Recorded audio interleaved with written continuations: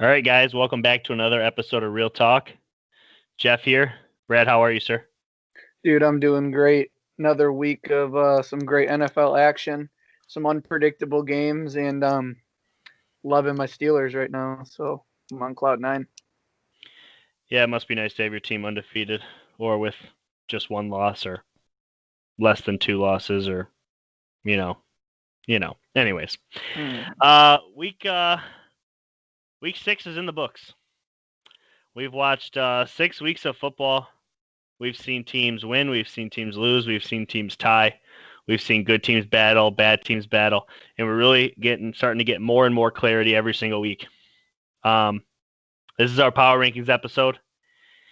And every week I kind of start us off and then you finish us off. But before I go into my power rankings, I kind of wanted to give a full disclosure on how I did mine this week. So through these past 5 weeks, I have done a power ranking based off of, going into the following week. And then I've also been using my previous week's power rankings to kind of adjust, this week I threw that all out the window. I pretended I haven't done a power rankings yet. And I started fresh with, after 6 weeks, who I thought were the best teams in the league and who I thought would win in a game this coming week. With that being said, I'm going to take it away, right? Run it.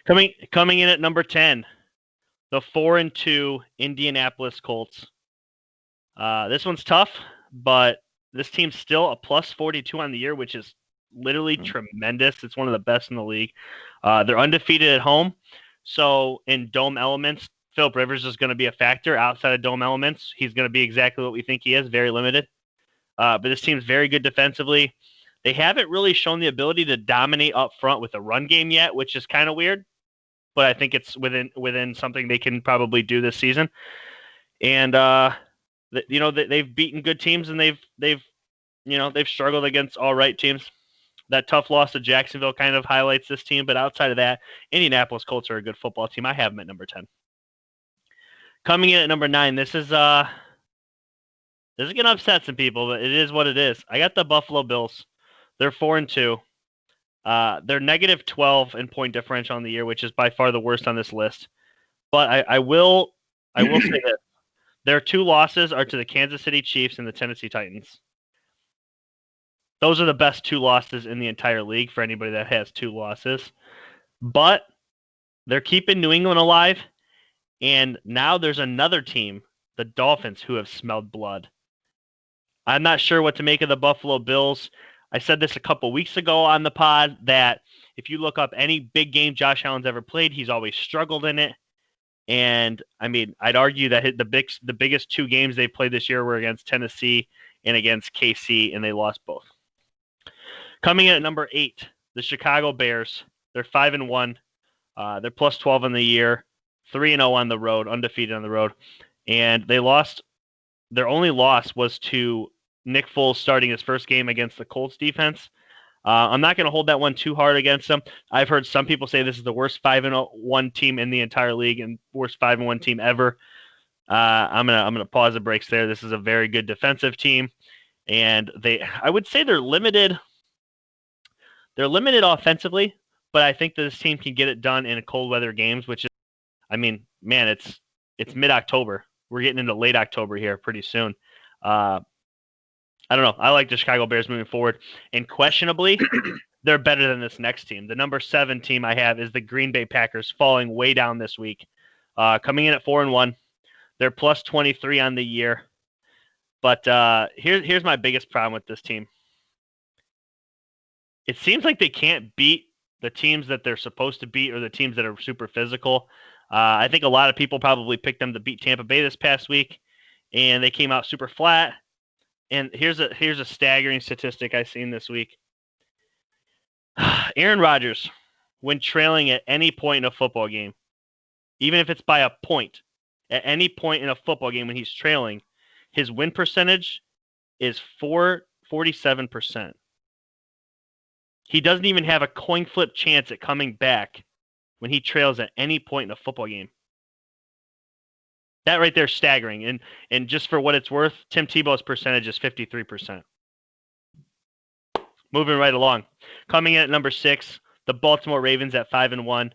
They're plus 75 in the year, which is by far the best in the league. I am a little worried about how this team is if they're trailing, but they don't trail a lot. They take the lead a lot, and they're the best running team in the league. And as of right now, they're playing good enough defense to get the job done. And still, what in my opinion, the most dangerous team with a lead in the entire league. Coming in at number 5, the Tampa Bay Buccaneers at 4-2. They're plus 55 on the year. It's third best in the league. They're undefeated at home. Gronk turned back the clock. Finally looked like Rob Gronkowski. This team beat a very good Packers team, but this team can beat you multiple ways. They can beat you defensively. They can beat you offensively. And as of right now, they're one of the more scary teams in the league. I like what they're doing, and they're moving in the right direction.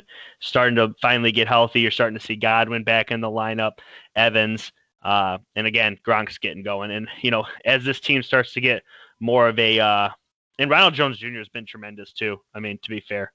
So as they start to get Leonard Fournette back, this team's just going to get so much better. Coming in at number 4, 5-0, the Seattle Seahawks. They're plus 34 in the league. They were on a bye this week. I don't have them moving too high or low. I don't remember where I had them last week. Doesn't really matter. Russell Wilson, he's the reason they're at 4. 19 touchdowns, 3 picks. The only bad thing, and this team would be so much higher, they're giving up, I can't believe this is real, 470 yards per game on defense. It's really bad, but Russell Wilson gives you a chance every single Sunday, and for that, they're 4. Coming in at number 3, the most dominant run defense I've probably ever seen in my life, the Pittsburgh Steelers at 5-0. They're plus 62 on the year, and of all the teams in the entire league, there's some teams, mind you, that have played 5 games. There's some teams that have played 6 games. They're the only team to not allow 100 points yet. So doing it defensively, and finally, now they look like they're an offensive threat too. Chase Claypool is emerging. Big things out of this team moving forward. I think the Ravens are in trouble. I think this might be the best team in the AFC North. At least I have them there. Coming in at number 2, this team is they're the new powerhouse that we need to be talking about. The Tennessee Titans. They're 5-0. They're plus 38 on the year, which isn't super impressive, but the things that I like about them is they're able to win any way possible. Throwing the ball, running the ball, playing defense, clock management, whatever it takes. Derrick Henry is unreal. They call him King Henry for a reason. Ryan Tannehill, what any tape or numbers or strategy or whatever it is that you have tied to the Dolphins, throw it out. It's gone. He's moved past that. Mike Vrabel is one of the best coaches and up-and-coming coaches in this league. We don't talk about him truly enough. We talk about Shanahan's and McVay's and all the other coaches, but we don't talk about Mike Vrabel enough. We need to start. He's too good. There's a situation that he pulled in the game this weekend in clock management. We'll talk more about on the podcast tomorrow. I want to get into that. The only downfall I have on this team is they don't blow anybody really out. They did play the Bills pretty tough last week, but they don't really blow too many teams out, and they just lost Taylor Lewan for the year. Coming in at number 1, the defending Super Bowl champions. This team's very good. I told you last week I wasn't going to beat them up over their one loss for the first time since last November. And they followed up this week beating the Buffalo Bills, the Kansas City Chiefs at 5-1, plus 48 on the year. Patrick Mahomes has been incredible, 15 touchdowns, just one interception. And what do good teams do this time of year? They get better. They go out and they land Le'Veon Bell, which is going to complement Clyde Edwards-Helaire, who just had, I think 160-odd rushing yards last night. Just when you think they don't need a Pro Bowl caliber back, they add one. This team has a top 2 tight end, a top 2 quarterback, a top 2 to 5 receiver. I mean, truly, they're great at everything. They have a top 2 defensive lineman. It just seems like even if they don't have the best player, they have a top 2 player, top 3 player. They're loaded in every position on their group, outside of probably linebacker. Kansas City Chiefs. On the outside looking in, this team smells blood. They're pulling their quarterback and they're starting to the Dolphins 3-2. I had them right on the outside. I really wanted to put them in at number 10. I just couldn't quite pull the trigger because of Tua. The Rams at 4-2. This team just can't beat the good teams yet. As soon as they beat a good team, they're popping over the Colts. I have them right there with maybe the Bills because, mind you, these teams would just head to head, and they were right there with the Bills. As soon as they beat that good team, they're right there. And then the Browns. Lord, Browns are a good football team. They're held back by their quarterback. They're held back by the fact that they can't beat the elite teams. They can beat good teams. They can't beat elite teams. When they Pittsburgh and the Ravens, they get demolished and they can't score 10 points. That's a problem. And because of that, they found their way out of my top 10 this week. Yeah. Okay, that you hit a lot of stuff. So, usually I go a little bit faster. You cover a lot of details I have on my paper. The 10th spot was really hard to find that last team to fit in. Yeah, but it was. there is a team you haven't mentioned that I've been a big advocate for. And I want to get back onto them. I have the Cardinals at number 10. That's fair. The Cardinals, a lot of people talk about some of the things they're missing on defense, but they have 112 points allowed on the season. That's number 1 in the NFC, and it's number 5 in the NFL. However, 4 teams ahead of them have played one less game. So this defense of the Cardinals is for real. We've had a couple early slip-ups. We got to remember how young Kyler Murray is still and all these new weapons and toys. But the Cardinals have been able to get it done. Their point differential is plus 54, which is 4th in the NFL. So this team does have 2 losses, but the Cardinals are 1-0 in division, and I don't think they're a team anybody wants to face. But that 10 spot is really up for grabs with a lot of teams. Number 9, it's the same for me. The Bills have fallen 4 or 5 spots the last few weeks because when they ran into the other teams they're going to have to beat in the playoffs, or 2 teams they may see, they've lost both, and both of those teams were able to make Josh Allen look pretty pedestrian after an unbelievable start. So the Bills have fallen, still a top 10 team, very respectable, but if a couple of these other teams have good games, the Bills could find themselves on the outside looking in. Going to number 8, I can't unsee what happened to the Green Bay Packers. They fall from 1 to 8. I know that's a very, very questionable call for me to drop them that far. However, in the last 2 years, they've been blown out by Eagles, 49ers, now the Tampa Bay Buccaneers, all NFC teams that play physical at the line of scrimmage. Aaron Rodgers had been hit 9 times all season before this game. He was hit 11 times in that game. And Aaron Rodgers, the stat you alluded to, I also saw that stat. He quit. He totally gave up after that second interception. And I believe everyone watching the game felt the same way. They made the Packers look awfully average. And that's scary because every other team I have higher than them has been more consistent. I believe the Bills have even been more consistent. But I'm respecting the Packers' record here with only 1 loss. Number 7, Tampa Bay. They come back into the top 10. I have them at number 7. I'd like to see a little more consistency. I feel with the game against the Packers, we didn't learn anything new about their offense. Quite honestly, I thought their offense was pretty average. Tom Brady, 166 yards. They ran the ball incredibly well, which is good to see, especially without Leonard Fournette. But my God, that defense just took over. This is a top 3 defense, and it's up there with the Steelers and the Ravens as the top 3 defenses in the league. And if their defense plays like that, Tom Brady is he's just gonna win games. He knows too much. He's too experienced. With a defense like that, they're a tough out. Number 6, something I didn't talk to Jeff about, but I would like to give my early seasons. Week 12, I might change this. I'm going to give week 12 me to change it one time. This is my Super Bowl prediction for the team to make it out of the NFC. I believe the Chicago Bears will wrap the NFC in the Super Bowl. I am incredibly high on the Chicago Bears. They have a lot of close wins.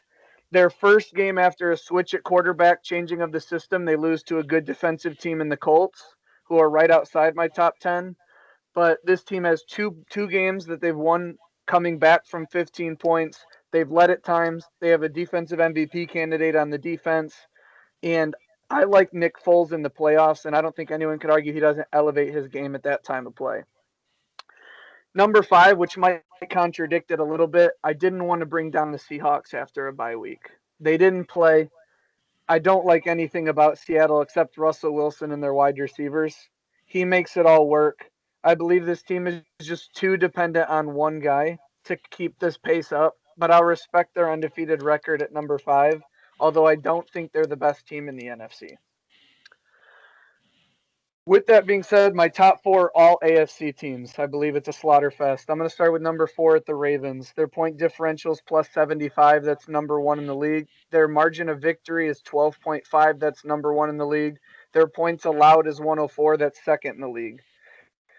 Outside of the Kansas City Chiefs, this team seems rather unbeatable, and the Chiefs will be ahead of them, but the Ravens are incredible.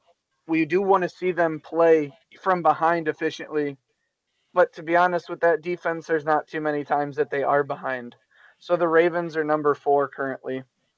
Number 3, Kansas City Chiefs. I still think they have holes on the defense. Um, the Raiders, who is their only loss, put up 40 plus points on them.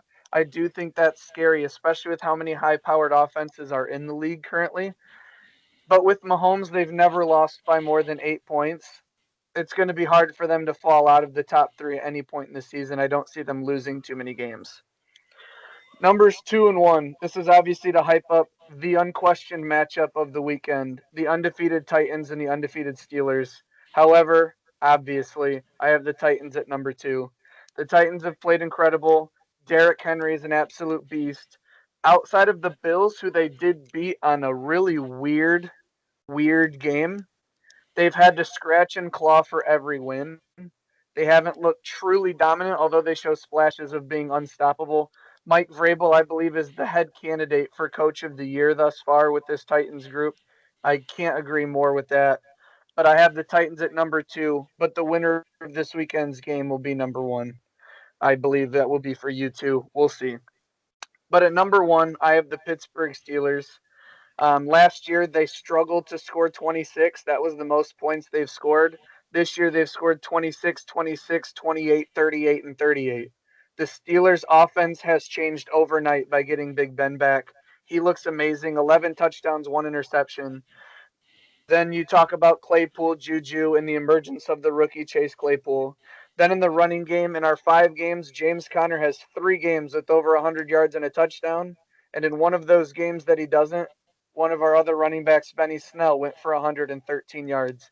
The Steelers can run and throw. They move the ball almost at will at times. Their point differential is 62. That's second in the league, only behind the Ravens. Margin of victory 12.4, second only behind the Ravens. And like you alluded to, 94 points allowed. Although they are one of 9 teams that have only played 5 games, they have not allowed 100 points yet. The Steelers lead the league in sacks, and 22 teams have played 1 extra game. They're absolutely smothering quarterbacks. They have playmakers everywhere. Kansas City has the strongest offense in the league. I truly believe they still the strongest offense, especially with Le'Veon Bell. But there is no one unit stronger in football than the front 7 of the Pittsburgh Steelers. It's absolutely astonishing to watch, and I believe this is the best defense Big Ben's had. The Steelers can beat teams multiple ways, and they just blew out everyone thought to be a good team, including me. They were in my top 10. The Browns were 4-1 and got destroyed. The Browns are also being outscored 76-13 against the Steelers and Ravens. If that gap needed to be shown, um, that's my list. Just a few kind of fun facts I was looking around at. In terms of the Steelers Ravens rivalry this year, they're the only 2 teams that have double digit margin of victory. I've already spoken to their point differential and defensive statistics, how they're 1 and 2 in the league. The 4 seed is going to have to play one of these 2 teams in the first round of the playoffs. That 4 seed is looking like whatever team comes out of the AFC East, whether it be the Bills, Patriots, or Dolphins. It's looking like an absolutely brutal matchup in Buffalo, because no matter who the home team is, if it is Buffalo or New England, it's not really a far travel for these teams, but it's going to be an outdoor snowy, probably physical playoff game. That's going to be a lot of fun. Two, the Washington football team's point differential is minus 54, and the Jags is minus 56. Those are second and third worst in the league. I'll say that again: 54 and negative 56. The Jets is negative 110 points they have been beat by. That is how far and away the Jets are the worst team.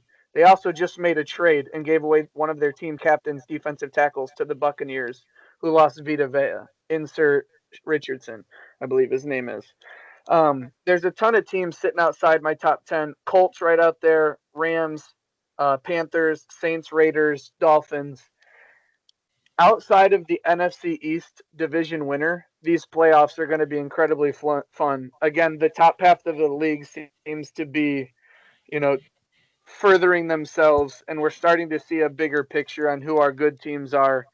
But NFL season has been incredibly fun, and although you might have another team at first, second, or third, I don't believe the top three is arguable Steelers, Titans, Chiefs in any particular order. But I gave my NFC prediction. I'm gonna say the Steelers come out of the AFC. I'd like to see a Steelers Bears Super Bowl. But I'll send it back to you, Jeff. What are you thinking on what I've said here so far? I mean, you nailed it. I think we differ on a few things. I guess I think you had the Bucks at 7. You had the Ravens at 5, right? I had the Ravens at 4. You had the Ravens at 4. Can I ask who you think would win in a game today, the Buccaneers or the Ravens? I like the Ravens.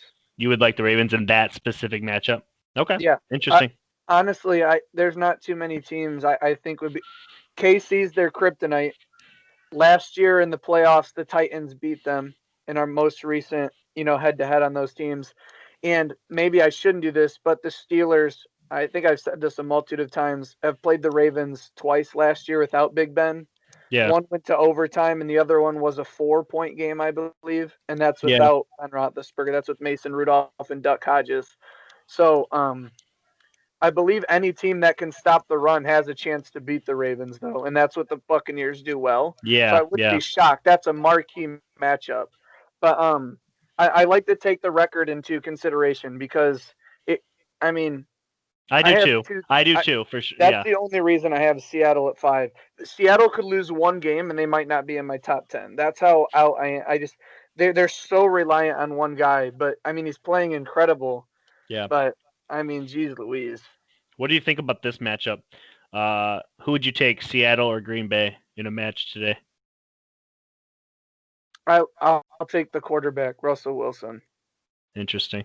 Yeah, I think those teams are pretty close. I think Green Bay plays a little bit better defense. I just like what Seattle does throughout the course of a game and how they score consistently. They don't give up. It's just it's a well-oiled machine. Like Seattle just has their number. And again, a lot of teams take on the persona of their quarterback, even with the Steelers, a little bit loose, not always the most disciplined. That's kind of Big Ben. Seattle's always down to business, and with Pete Carroll and Russell Wilson, the team follows and goes as they go, and it's all about Russell Wilson. It's just hard to put a team in the top 3 or 4 when I feel like it's really just one guy. But that's what MVPs are. That's what they do. So yeah, couple of big time matchups this week that are really gonna start to shape what this top 10 is looking like. And something, we may do maybe at the halfway point, maybe at like week 10 or something, or, maybe we'll do this after all the buys are done. Instead of giving our power, our top 10 teams, maybe we'll give our projected playoff seeds every single week. Maybe that's what we'll do after the buys are completely done. But some big games this week. The Steelers and Titans, 5-0 versus 5-0. That's going to play heavy into these power rankings this coming week. The 3-3 Panthers at the 3-2 Saints. I think the Saints are one of the top teams to benefit from a bye already this year. They really needed it. Really get things oiled up. They hopefully get Mike Thomas back. That's a big one for the rankings. That was a team I had spot for a while, like leading up to these rankings, was the Saints. Getting Michael Thomas back. That's a huge boost to this team. It's their best offensive player. It's the same thing we'd be saying if the Panthers get Christian McCaffrey back. So Yeah. Another big one, the 5-0 Seahawks at the 4-2 Cardinals. Your preseason pick was the Cardinals before the season started for that division. That's a huge game for them. That will definitely start to shape up the top 10 as well.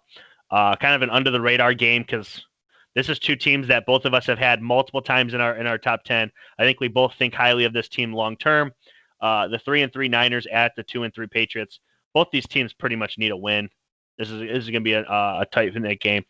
And then this one's huge too. The 4-2 Bucks at the 3-2 Raiders. I think if the Raiders win this game, both of us would have a hard time leaving the Raiders off of the top 10. Yeah, absolutely. Right Absolutely. now, I already do. Right Yeah. now, it's hard to keep the Raiders off. That offense is unbelievable the way they've been able to play so far this season. I mean, you can't ignore it. Yeah. And then last but not least on Monday night, the 5-1 Bears at the 4-2 Rams. Super exciting week of football coming. We'll go into this past weekend's game by game breakdowns tomorrow. A couple of things I definitely want to talk about tomorrow is just I want to go in on Vrabel. Okay. I want to go in on what's wrong with the Patriots. I want to go in on and let you go in on how, there's a lot of people that came at you about what was perceived bias about the Steelers going into this season and how right you have been so up to this point. So to be fair, you've been pretty humble about how good they have been because they've honestly been better than what you've even said. So I've been wrong on a lot of teams too. I try and own up on that. Yeah. Like the 49ers this weekend, I didn't think they would be able to bounce back the way they did. Played incredible. And that NFC West, not only does no team have a negative point differential, but the lowest one is the 49ers, who are still plus 18. I mean, Yeah. the division's ruthless, and not many of them have played each other yet. So that's going to be an intense division.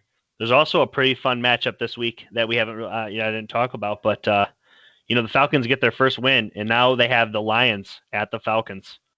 Hey, two teams that have showed a little bit of promise, both coming off wins this weekend.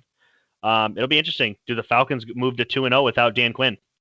Lots of storylines, lots to talk about. We'll be back tomorrow, and hopefully you guys checked out our Real Talk Live. If you have not, it's up on the YouTube channel. This will be up on the YouTube channel as well. So if you're listening to this on the on Spotify or Apple Podcast or Anchor, whatever you listen to us on, give the YouTube channel a try. Subscribe if you can, and leave us a comment. Let you know how you think. Yeah, and just keep your eyes open because teams that are fighting for the wild card spot, in a lot of these divisions, the AFC East in total outside of the Jets, the Cleveland Browns. You look at the NFC West, Panthers, Saints, Lions could maybe even make a run inside that division. But the trade deadline is coming up, and there's a few bad teams that may be looking to gain momentum into the draft or looking forward to next year. You talk about, the Browns, do they want a secondary piece for an OBJ or a Jarvis Landry? Or you look at the Falcons, especially after the performance he just had, what could they get for Julio Jones to a team that's trying to push themselves into the playoffs? The Raiders could be looking for a defensive piece.